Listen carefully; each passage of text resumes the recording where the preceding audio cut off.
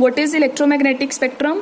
तो अभी आपने ये करा था कि हमारे पास जो किसी भी सोर्स से जो लाइट एमिट होती है उसको हम लोग क्या बोलते हैं, इलेक्ट्रोमैग्नेटिक रेडिएशंस। ठीक है, तो ये रेडिएशंस एक टाइप की नहीं होती हैं। हमने अभी पढ़ा कि हर एक रेडिएशन की अपनी एक फ्रीक्वेंसी होती है, अपनी एक वेवलेंथ होती है। ठीक है, तो सपोज मेरे पास बहुत टाइप ऑफ रेडिएशंस हैं और उनको ना मैं अरेंज कर रही हूँ ऐसे करके। ठीक है, उनको मैं अरेंज कर रही हूँ यहाँ से लेके यहाँ तक in the increasing order of wavelength. Wavelength के इंक्रीजिंग ऑर्डर में मैं इनको कॉन्टिन्यूसली अरेंज कर रही हूँ।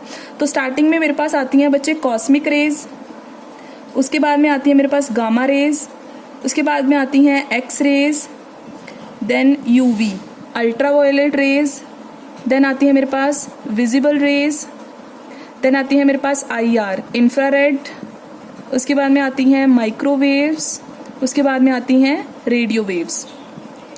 सो ये होती हैं आपके पास टोटल नंबर ऑफ वेव्स। ठीक है, इनको अगर आप, ये हर एक की अलग अलग फ्रीक्वेंसी है। ठीक है, और हर एक की अलग अलग वेवलेंथ है।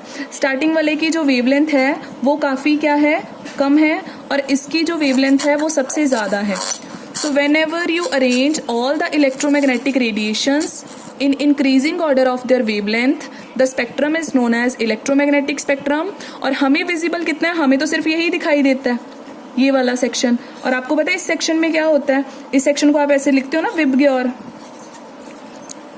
ठीक है, तो विबग्योर का क्या मतलब है, वॉयलेट है स्टार्टिंग में। ठीक है, और एंड में क्या है आपका, रेड। तो ये भी क्या हो गया, इंक्रीजिंग ऑर्डर ऑफ वेवलेंथ। इसका मतलब इसकी वेवलेंथ क्या होगी, कम होगी, और रेड की जो वेवलेंथ है वो काफ़ी ज़्यादा होती है।